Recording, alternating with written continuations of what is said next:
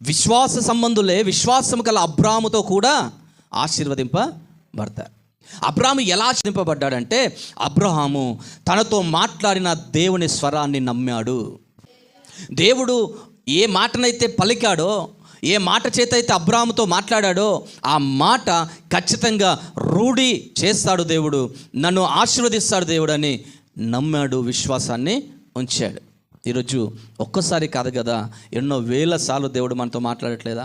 పలుమార్లు దేవుడు మాట్లాడతలేదా?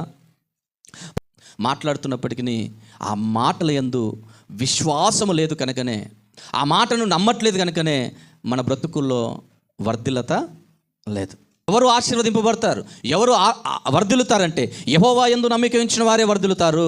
అబ్రాహాముకున్నటువంటి విశ్వాసాన్ని కనపరిచిన వారే, విశ్వాస సంబంధులే ఆశీర్వదింపబడతారు. యెహోవా స్వరమును విని దాని ప్రకారముగా నడిచిన వారే ఆశీర్వదింపబడతారు.